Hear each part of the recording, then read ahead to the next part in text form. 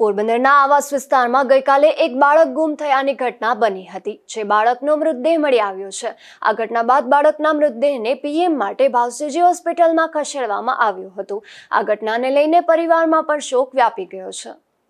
મૂળ કોડીનાર પંથકના અને હાલ આવાસ વિસ્તારમાં લગ્ન પ્રસંગમાં આવેલા એક પરિવારના સિવાસ વિનોદ આજરી નામનો બાળક ગઈકાલે દુકાને ગયા બાદ ગુમ થયો હતો। આ ઘટના બાદ બાળકની પરિવારજનો અને પોલીસ દ્વારા શોધખોળ હાથ ધરવામાં આવી હતી।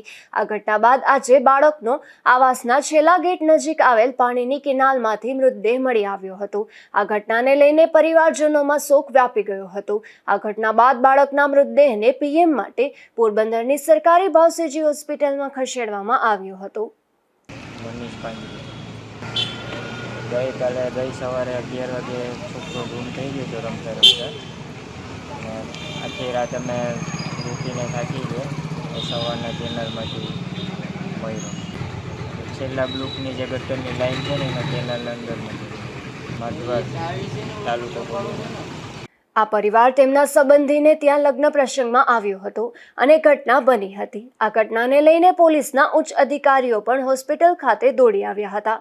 અશોક થાનકી, ગુજરાત ન્યૂઝ, પોરબંદર।